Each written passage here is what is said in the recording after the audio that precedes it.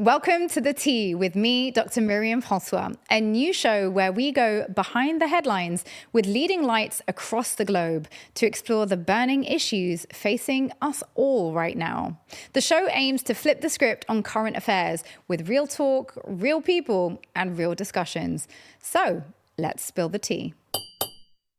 Today, I'm thrilled to welcome Youmna ElSayed, an award-winning Egyptian-Palestinian journalist who has been reporting from the heart of Gaza for over a decade.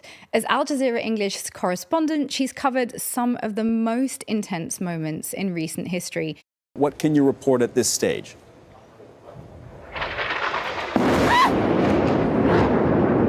All right. Yumna, please take cover. If you are in a position to do so safely, you can explain to us what we're happening. If you are not in a position to do so safely, then please get to safety. No, it's okay. This is a missile attack on Palestine Tower, right in the middle of Gaza City. Now based in Cairo after surviving the war and multiple displacements, her commitment to sharing the truth about Gaza remains stronger than ever. So please join me in welcoming Youmna ElSayed. Thank you so much for being here, Youmna. Thank you so much, Myriam. I'm always in deep pleasure to be with you and to be here today. Thank you. It's so nice to have you here with us in London. You and I met in the corridors of Al Jazeera in Doha a few months ago. I think you just recently come out of Gaza with your family. Tell me a little bit about that. It's very strange, Myriam, because when I was in Gaza, these 3 months that I spent since the beginning of October 7th, I felt like time was not passing. It was like literally like taking too long for that hour to move. I remember myself constantly looking at my watch because I wanted time to pass. I wanted that day to end and I wanted the night to end because it was just like the day was very heavy. It was just full of a lot of unbearable moments. And then the night just comes and it's so much harder. And I remember telling myself, why has time stopped passing like that? While in Egypt, for example, where we are now, I don't feel time. It's just slipping away. Like I feel like the year 2024 has been like the fastest year in our lives. But I know that it's like the slowest year on the people of Gaza going through with this genocide. And for the people out of Gaza, they just don't realize what's going on because every single day is just slipping like that so quickly. Yeah. And it's really strange. I just feel so... I can't really comprehend this state if it's just me. It's definitely or not. It's just like everyone else in that situation. Well, I can only speak for those of us on the outside that I also feel like there's been this weird state of limbo because on one hand, obviously a year has passed since the onslaught began and we've been watching these images daily rolling in and thinking, you know, I think at least for the first few months, when is this going to end, to the point where we're now a year on saying, actually, the question doesn't even feel like when is it going to end? It's like, where will this end now? And I mean, if we roll back a little bit, we're speaking in October 2024. You know, there are a lot of programs that are sort of marking a one year on from October the 7th. And most shows will begin by asking, you know, since October the 7th, as if that's specifically a date from which we can begin talking about what happened. But in your experience, as somebody who has been living in Gaza, reporting on Gaza, if you were going to start the conversation somewhere about how we've ended up where we are today, where would you start this conversation? I know a lot of people say 76 years ago. Okay, of course, 76 years of ethnic cleansing and displacement. Adi, of course, we know. Mm-hmm. But I mean specifically this round. Where would you start that conversation? Well, let me just take you back to the past 17 years, not 76 years, but just 17 years before October 7th. And that's where I always like to start. Because, yes, 76 years ago, this forcibly displacement and ethnic cleansing of the people started. But the Gaza Strip, in particular, has been under an ongoing Israeli stifling siege for the past 17 years. And it's rarely mentioned. You know, it's only mentioned when it's the anniversary of the siege in June every year.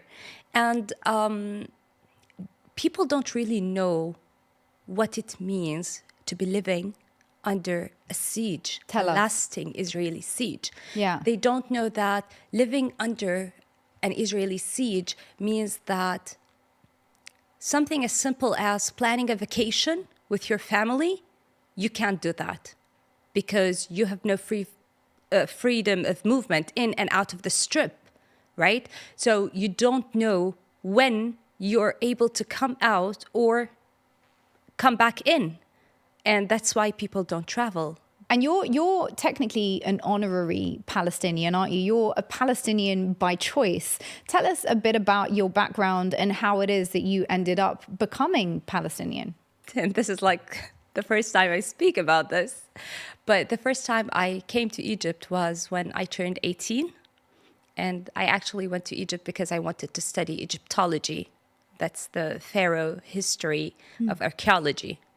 And 1 year and a half later, I met my husband, my Palestinian husband from Gaza in Egypt. We fell in love really fast and we decided to get married. And this is like the first Palestinian relation in our family. And we got married and we settled in Egypt because he was doing his PhD. And in 2014, like for any family, like my family, Gaza was like this war zone where nobody should approach that place. And for me as Yumna, I barely heard about Gaza. It was like really interesting to hear something about this region, you know, that I didn't know about. Yeah. And just like anyone else, I knew generally about Palestine, generally about the West Bank, East Jerusalem, the Gaza Strip, but didn't know any of the details about them.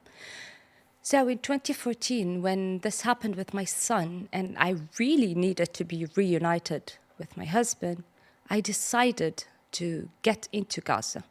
And it was very difficult because I did not have a Palestinian ID.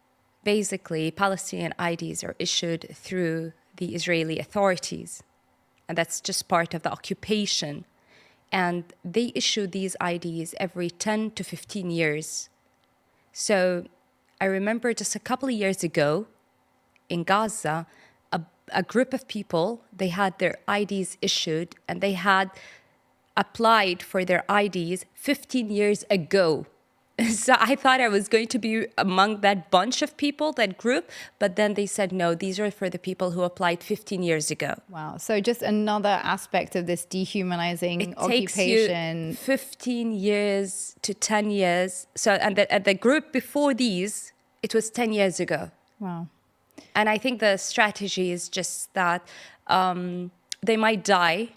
These Palestinians might die in these years, so that would mean that we don't have to issue all that number of IDs. And usually the number is not for all the Palestinians that have applied for it. Yeah. It's just for a group that they choose. Portion of it. And that's how they always control the number of Palestinians. Yeah. So legally, under law, I am a Palestinian because I'm married to a Palestinian.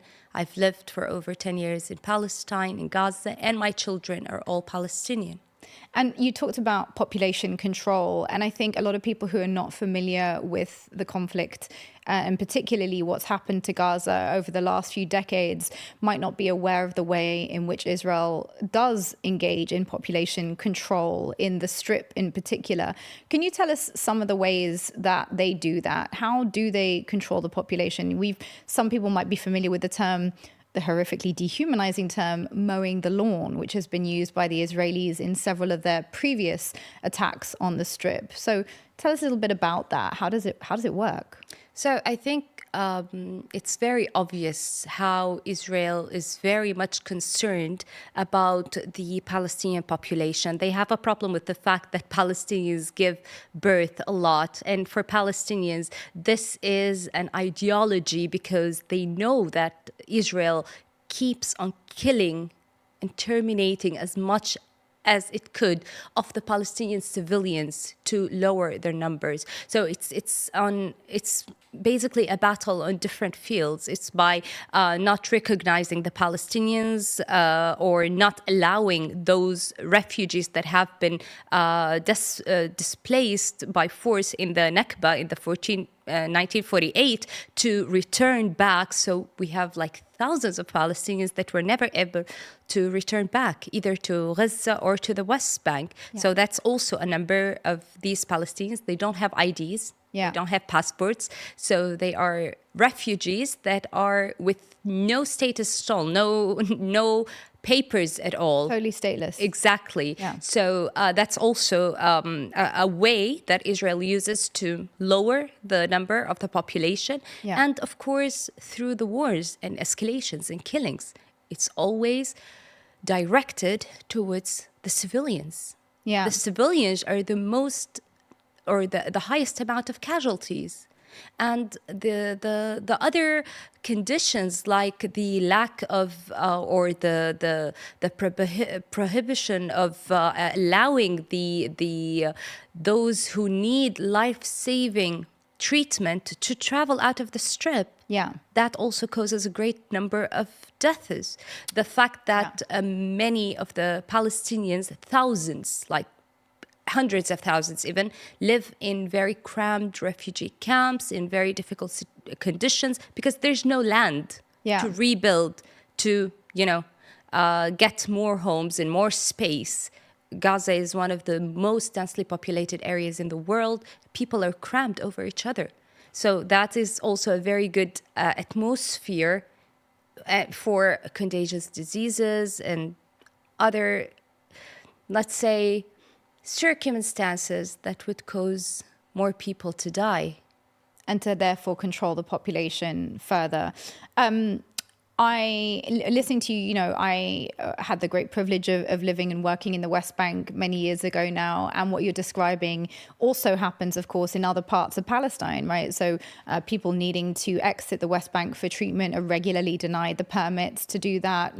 People die of diseases, of illnesses that are totally curable simply because they cannot acquire the permit to travel, sometimes in many cases, as you know, just an hour to a hospital outside of the West Bank for life-saving treatment. So I think that's probably something a lot of people might not be aware of, the way in which the occupation kind of not only dehumanizes, but actively works to reduce the population continuously, not only during these periods of war. I wanted to ask you about October the 7th. You were in Gaza on October the 7th. We have seen so many competing narratives around what happened on that day. We've seen a lot of the Israeli propaganda debunked, the idea of these beheaded babies. I want to ask you, as somebody who was living there at that time as a Palestinian, what did you understand was happening? What do you know about what happened that maybe you don't see reflected in the stories today? Okay, so of course I'm a resident of Gaza for the past 10 years, Myriam. It's not for a year or two, so I know the region very well. I know the people, I know the geography, I know the security ongoing on the borders, and I've been reporting for years from inside Gaza on big and small events. First of all, when October 7th started, it started at 6 a.m. sharp in the morning with the flying of barrages of rockets from the Gaza Strip from different locations on Israeli towns. And of course, that was like a surprise, but it got like really shocking with the number and the time, the duration of these rockets flying. And then it was like a lot of predictions. Is it like a retaliation for an assassination that has happened towards Hamas? Is it a technical problem? Is it what was going on? So people were confused about Because why these rockets were flying so continuously. So usually it's short Exactly. bursts and then it stops. Is that what you mean? Well, it stopped, but then when it stopped, something even like completely shocking happened, and that was the infiltration of the security fence in Khuza'a, in the southern part of the Gaza Strip. And okay, so the rockets are flying and there's no response. There's nothing going on. The rockets, it was like an enormous number. It was like over 2,500 at first. The first attack was like 2,500 rockets, I remember. And then we got like a statement saying that there is going to be shortly, there's going to be a message by Mohammed al-Daif, the chief of Al-Qassam Brigades, the military wing of Hamas. And I remember when I saw that statement by one of the Hamas officials, I knew that this is going to be something really big, unprecedented. And I could already see how it was like happening. And I got ready quickly and I left my home that morning knowing that, first of all, it's not going to be like anything that I've ever covered before. And second of all, I was really fearful of how long it would take, it would take me to at least return home. So I packed my bag with me. I packed a bag that very morning with me because I knew that I would stay out of home for like at least a couple of days. Yeah. Going to the bureau and covering that first hour and so on, and then watching those videos and pictures of Hamas fighters infiltrating that wall, that security fence with a bulldozer. Now, that was completely shocking. Tell us More why. than the rockets. Tell us why. Because that security fence is 24 hours under security. There are different Israeli forces deployed along that fence from the beginning to the end, from the north of the strip till the southern part of the strip, along that fence. So there are concrete wall sheets covering that fence in different areas, and there are tanks, military vehicles, watchtowers, everything, watchtowers, everything, and military vehicles that are even like driving through from point to another, despite all the other tanks and military vehicles and the soldiers that are deployed there. So you've got patrols basically constantly, 24/7. They never leave. They're around always Gaza. present. Okay. And what would typically happen on any other day if you tried to approach the security fence? You get shot. Okay. And how far instantly. away would you be before you would start being So there is a shot? buffer zone, and that buffer zone is 600 meters, 300 meters from the Israeli side, and then the security fence, and then 300 meters from the Palestinian side. If you approach those 300 meters on the Palestinian side, you get shot. Okay. And that's a systematic policy. That's as a in- systematic policy. Even us as journalists, if we had to go do like a stand-up, for example, or anything, we had to be very far away from those 300 meters on the Palestinian side. And everyone in Gaza knows this, right? It's not exactly a secret.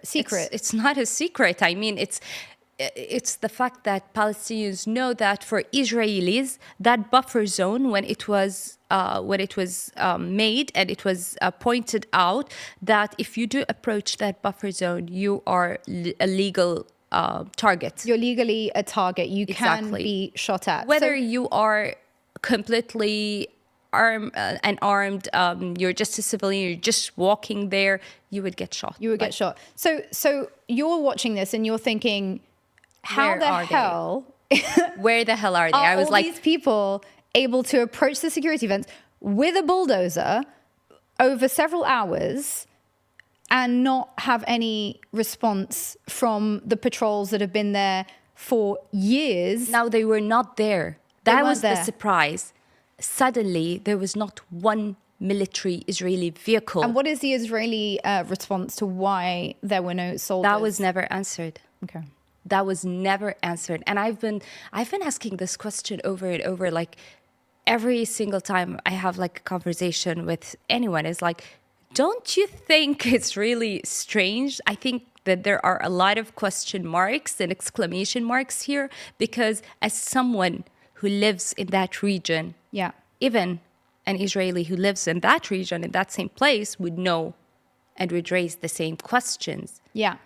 That's an area on the borders with another place, with another country, and they're in constant conflict. Yeah. So And it's it never was, left. It was always under very high security. I remember seeing one of the interviews for one of the IDF soldiers, and she was saying that on that security fence, if a bird was to stand, they would send us to inspect why that bird is standing there. Right. So in I'm just quoting her exactly Yeah. what she said. She said it's to that extent. And I think it's interesting you say that, because I was watching a documentary of some of the survivors of the Nova Festival attack, who also raised similar questions about where were the IOF, where were the police? You know, these were young people who assumed, because they'd grown up in a militarized society in which basically the police and the army are always close by. I mean, for anyone who's ever spent any time in Israel, you're never very far away from an automatic weapon, is the truth. There's always someone walking around with, you know, intense firearms on them somewhere close by. So these kids were saying, why did it take hours for them to reach us? And you're saying, as a Palestinian who lived there, who's reported from there, it's unheard of for there to be Myriam, no patrol. can I tell you something? The first statement for Abu Ubaida, the spokesperson of the Qassam Brigade, if you go back and search for that statement after the October 7th attack, he literally said, and I'm quoting him, "We were surprised that we were able to infiltrate those walls and enter like that. It was not just a surprise for us, it was a surprise for Hamas fighters." Themselves. Because what happened is that he said that the plan was to conduct an operation, a military operation against the force, the deployed Israeli force in that part of Khuza'a, in the south, and to hold them hostages and bring them back to the strip in order to have a swap deal to free the Palestinian prisoners in Israeli jails. Yeah. So that was initially the plan. Yeah. But when they went there, they were surprised that that force wasn't there anymore. Yeah. And there were no any other forces. They were able to go with their paragliders over the fence. They were able to jump, and then they were able to break into the fence with a bulldozer and enter. And that's where the civilians or residents from those adjacent towns, they were like, for the first time in their lives, that they see no security fence and no wall available anymore. Yeah, people These don't realize people that. have been born and seen that wall and that security, in a ghetto, right? And that security fence. It's the first time in their lives. And just approaching that buffer zone, they would be shot, like in the Great March of Return. All these civilians that were shot along that border fence. So tell us about the Great March of Return very briefly for people who aren't familiar with it, because I often think that the conversation around what's happened over the last year maybe should start with the Great March of Return that was happening, over the course of a year, of Palestinians in their hundreds and in their thousands, maybe even marching to this buffer zone area as a form of non-violent protest against the siege, right? Exactly. They were protesting against the siege. They were demanding the breakage of the Israeli siege on the Gaza Strip. This ongoing Israeli siege that deprives them, or deprives Palestinians, basically from their very basic legitimate rights, like the freedom of movement, treatment, supplies entering, materials entering the Gaza Strip. We have over 300 materials that are banned from entering the Gaza Strip. Right. at some point, chocolate and pasta were banned Coriander, I heard. from entering the Gaza Strip. And it was always that stamp that says dual use, which is military use, Yeah. or it means it's civil use, but could be used for military uses. Yes. I'd love to hear what the military use of coriander is. But And chocolate and chocolate, pasta. yes, I indeed. mean, so that was like, these protests took, they were for a year long. Yeah. And they happened every Friday along the border fence in 5 different locations along the border from the north to the south. And these were non-violent groups of people marching, Just simply civilians trying to say, Standing there, holding the Palestinian flag, burning tires, Yeah. and protesting for the breakage of the siege. Yeah. And they would get shot at by sniper bullets. They would get a lot of fire grenades were fired on them using the Israeli drones. do you know the number of people that were killed during this Great March of Return, which went on for over a year? I think I don't remember the exact number now, but it's been like in hundreds. Yeah. Hundreds of people. And the most casualties were there were like 2 kinds of casualties usually. Those that caused the limbs to be amputated, and especially the legs. Yeah, a lot of So it lower would be limb shots A lot for of handicapped people. because the bullets that were used are called butterfly bullets. Yeah. These are the bullets that the Israeli snipers use with Palestinians.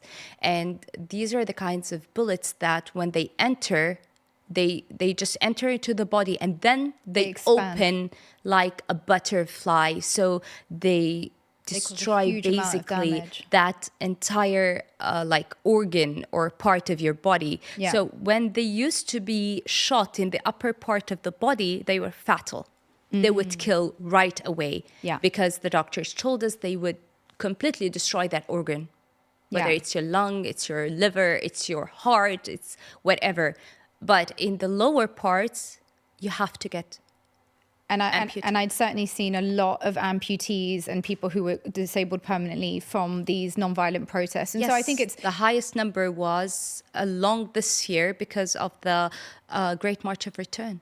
And I think it's interesting to just note that this non-violent protest that went on for a year to break the siege on Gaza, which is a deeply violent siege in and of itself, should be the wider context for how we understand what happened on October the 7th, albeit that horrific things happened on October the 7th. There is a wider picture from which that occurred, and we never really hear about this Great March of Return.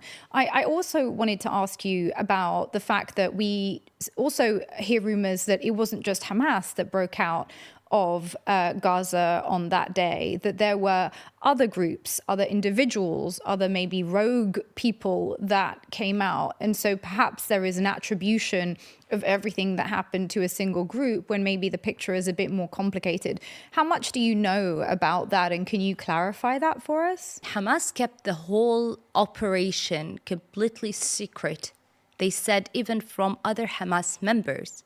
Nobody knew about it. They informed them about it on the same day of the operation at dawn prayer. After they prayed their dawn prayer, they told them whoever wants to come is welcome, and whoever doesn't, just leave. And the people that had entered, yes, there are numbers of random people that have entered, and they filmed and they brought back other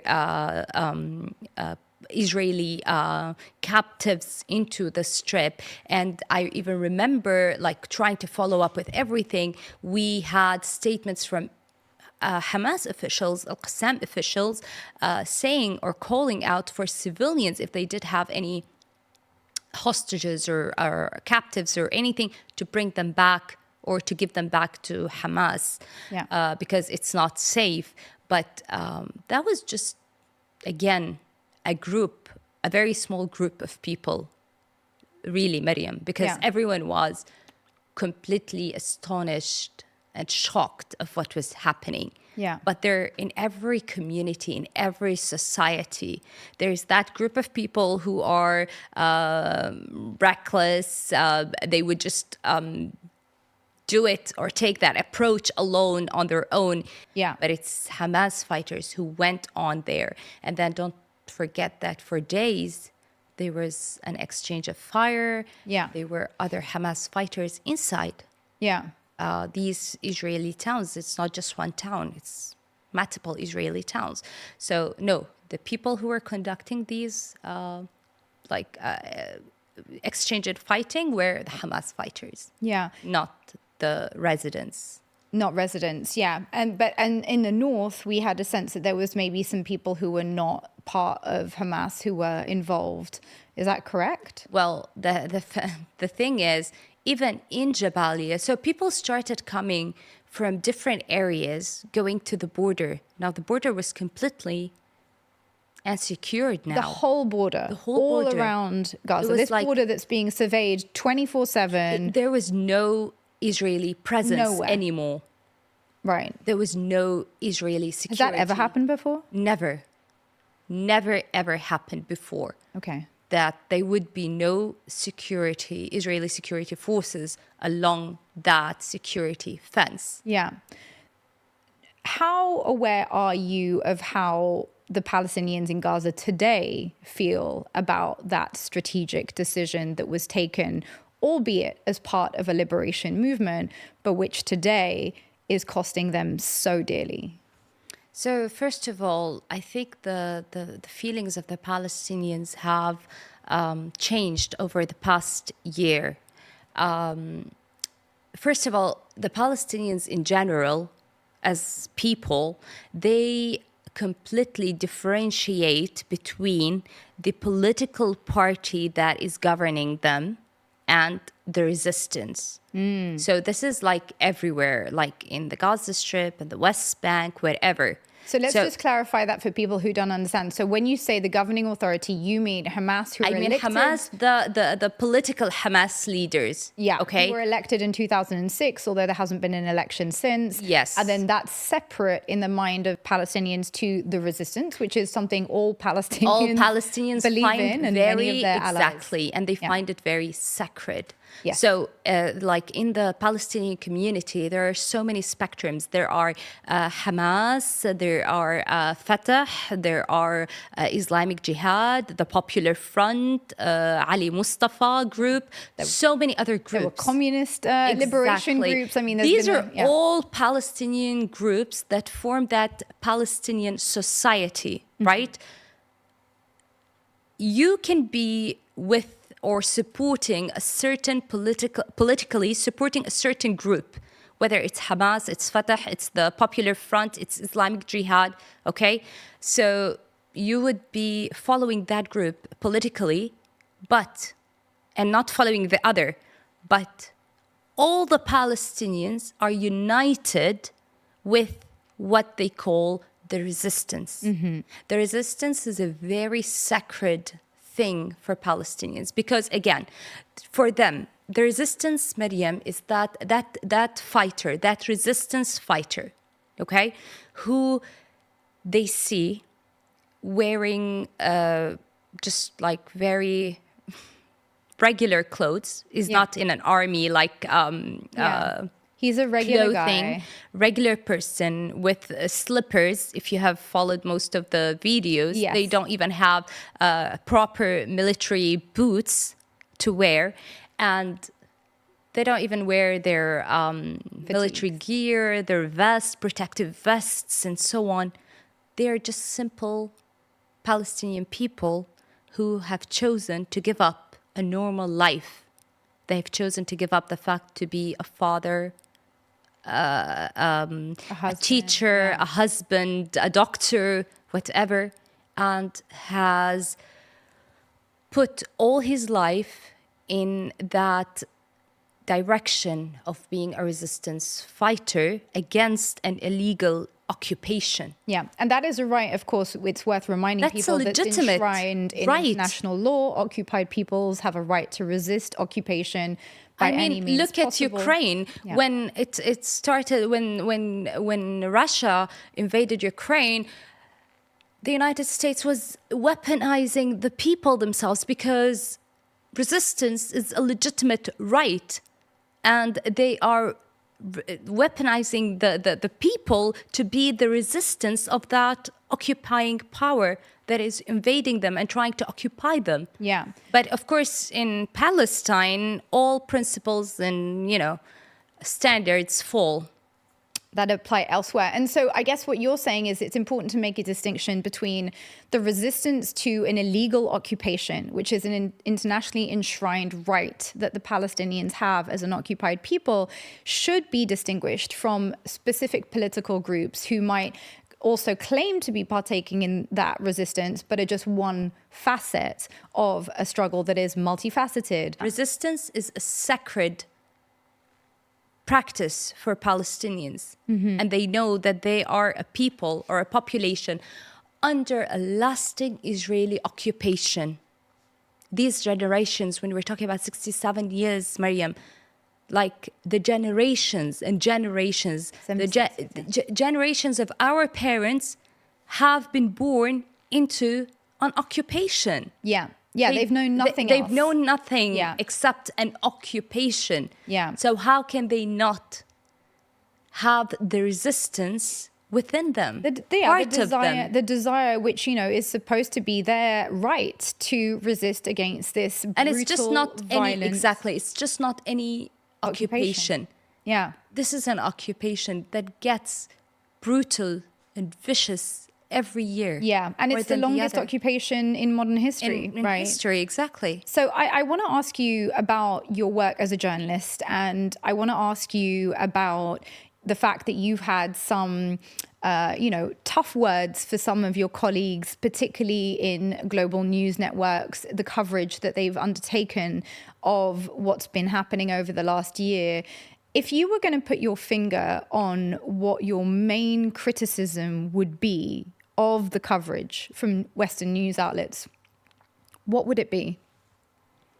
The double standards, the hypocrisy of these news organizations, the fact that they have completely politicized journalism. And politicizing journalism means that it has lost that integrity, that authority as being an independent tool, an independent authority to point out the wrongdoing of anyone and everyone and to hold them accountable for it. The fact that they are able to change their policies according to the topic that they are covering is extremely frustrating. I have my own concerns around the fact that, so-called mainstream media, which has been on the decline for a long time when it comes to people's trust in it, I think has really sort of sealed the nail in the coffin with the coverage of this conflict, only because so many people see, how transparently skewed the coverage has been of what's been happening. And certainly we can see the extent to which, a year on, with everything we've seen, Hind Rajab, 355 bullets in her car. We've seen, prisoners, nobody's raped, reporting even detained. about that. That's really underreported. And even when it's reported, Myriam, it's reported with not just misinformation, it's even disinformation. Like one of the presenters in one of the very famous news channels called Hind Rajab a young woman. Yes, I did see that. And I know that a lot of other journalists who are even working in these organizations, they don't feel that they're doing the right thing, and they don't feel that they're okay how they're forced to be reporting on the story. Yeah. And they just can't do anything about it because it's either they get fired or they get threatened. Yeah. Or they get taken off the story. Exactly. Yeah. Or they get taken off the story. And that's just pushing them to the extent where at least I can get, like, sometimes I even feel that I'm in a better situation because I can speak freely Yes. about that, and I'm not afraid of speaking about that and pointing it out. And we've seen quite a few letters, from fellow journalists from within those institutions, from BBC, even within New York Times, CNN, denouncing essentially practices within the organization. So clearly, this isn't just a feeling of those of us outside of those institutions. It's something that people even within them are and have been saying now for months, that there is an unease about the coverage and the extent to which it seems to afford undue legitimacy to the Israeli government to speak on issues when we have, a year on now, so much evidence, often systematic evidence of processes. Let's take the targeting of hospitals. We could also talk about the targeting, of course, of journalists, because in Gaza, we've seen the highest number of journalists killed of any year in any conflict since they began records, at least 128 so far. We know yesterday, one of your former colleagues was Fadi was shot in the neck. Ali Al-Attar 2 days ago, also he got a shrapnel of a missile that was hit in Al-Aqsa Martyrs Hospital, and he has a part of that shrapnel in his head, and he's got internal bleeding, and he's in a very critical condition. And so we've seen these Palestinian journalists being left to report this conflict on their own. Okay. No Western journalists, no international journalists have been, quote unquote, allowed into Gaza. Now, if I recall rightly, you don't accept the notion that they simply are not being allowed into Gaza. You've said publicly previously that you feel that they're not pushing hard enough to get into Gaza? You think they could be getting into Gaza? Well, I believe that you, as a journalist, you have that ability. If you are, all these journalism organizations stand very strongly together, united, because they want to force the Israeli army to allow them, or the Israeli government to allow them to enter the Gaza Strip, they can force them to do so. Yeah. They can do that. Yeah. There is nothing that can prevent them from that. So yes, if I was really raged at the beginning because I felt that you did not fight this fight. This is your fight. It's not our fight. And I was raged more, Myriam, because some journalists would come and say, oh, there is a lack of information coming out of Gaza. No, there is no lack of information coming out of Gaza. No, for those of us there on social media, are exactly hundreds of Palestinian journalists working on a daily basis, every single hour, bringing out all the information from inside Gaza, different spectrums of the story, and giving it up to you. And you are not fighting that fight because you have been banned from entering. You should have been able to fight that fight, to continue fighting that fight. How many letters have been signed and sent saying that, yes, we want to enter the Gaza Strip? And they were just thrown in the drawer by the Israeli government. Yeah. Is that enough in such a situation? Other than that, you can use the Palestinian journalists' stories from the ground, the footage, the material that they give you, they present for you, and do the correct and right reporting about the story like it's supposed to be. Yeah. You know, leave out those headlines that are completely ridiculous when it comes to reporting an attack in Gaza, where you just say, Palestinian children died in an attack. Who did it? How did it happen? Exactly. And when you read another headline, whether it's in Ukraine or it's from an attack from Gaza towards like Israel or something, that headline will give you all the information that you want. Yeah. Well, I think one of the things that's so obvious to me, and as someone who very deliberately tries to consume Israeli news in addition to Western news, in addition to Arabic news, I try and kind of see the spectrum of the ways in which what's being talked about is talked about. And what I do see in Western news outlets is that, Israeli captives are fully fledged people, as they should be. They're people, they have families, they have medical conditions, they have hobbies, they have families who miss them and who we get to see and we relate to them and we understand their suffering because they miss their loved ones. We never really get to see that for Palestinians. We never get to see, I was reading this morning about a mother whose husband had just stepped out of the house with the 3 kids to go to the beach, and a missile hit at that point and she loses her husband and 3 kids. I mean, it's one of so many thousands of stories today, but we'll never hear her story of her life and her children and what was lost. And I mean, I know you yourself have had immense loss as well in Gaza, a home, a life that you'd built together. And so it does seem to me that even at that level, even without going into the sort of double standards, which I think are so apparent because of the Ukraine in particular, I don't feel that I'm seeing Palestinians as whole humans. Are we under the impression that somehow some of the most seasoned journalists in the world, people who've been to Syria, to Iraq, to Yemen, to Afghanistan, somehow they can't go to Gaza? I'm confused. Because first of all, there could be attempts that these journalists can do to get themselves into Gaza. But then they know that the reality is, once we get into Gaza, who's going to guarantee our safety? And they know it's not safe for journalists inside Gaza.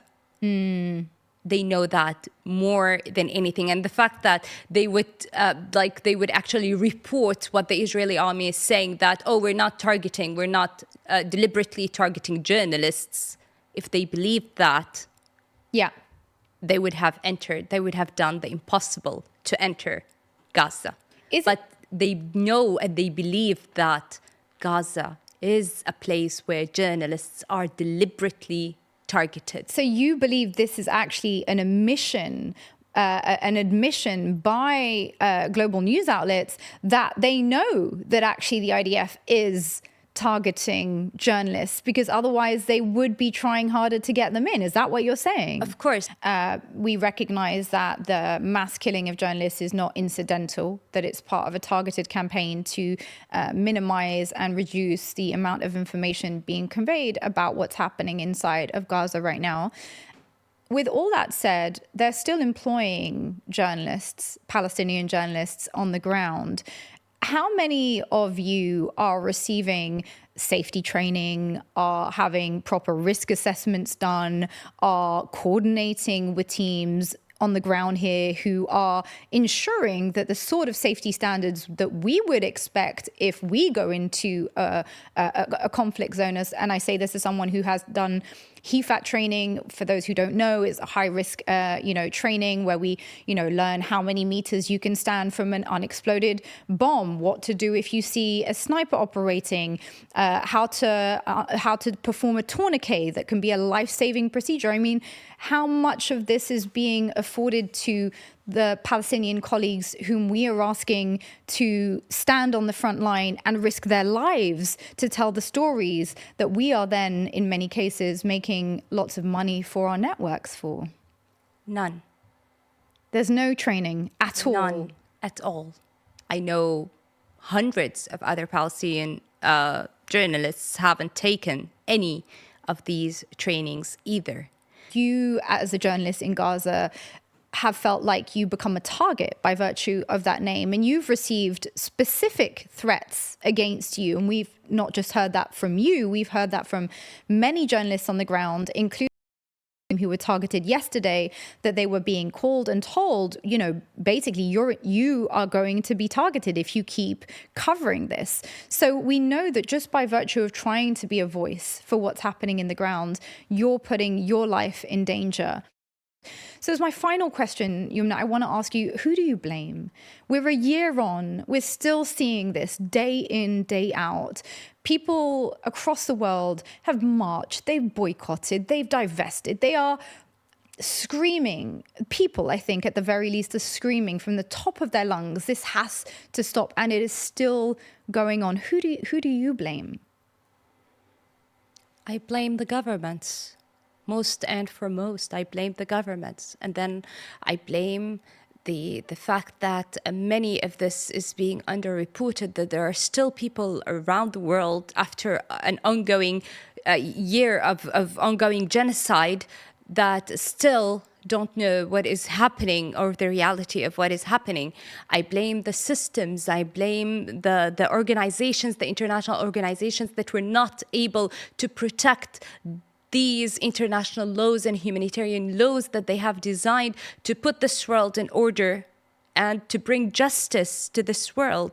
I blame each and every person responsible, and I blame every person who is still silent about what's happening, because what is happening is a crime against humanity, Myriam. It's not a crime against a population or a nation or a nationality or a race or a religion. It's ongoing crimes against humanity. And if you call yourself a human and you are silent about it and you are okay to go on with your life while this is happening, then you're losing your humanity. If you can't defend your humanity, then I believe that someday the same will happen to you. And it will be your mistake because you have allowed it to happen to other human beings. Thank you, Yumna. Thank you so much to our guest, Youmna ElSayed. We'd like to close this episode by paying tribute to our colleagues, Samir Abu Daqqa, Hamza Al-Dahdu, Ismail Al-Ghul, Issam Abdallah, Rami Al-Refe, and so many other journalists who've lost their lives bringing truth to light under the most dangerous and difficult conditions. Honoring their legacy means continuing to speak truth to power, and that is a responsibility on each and every one of us. If you like today's show, please subscribe on YouTube and follow us on Instagram. See you next time for more episodes of The Tea.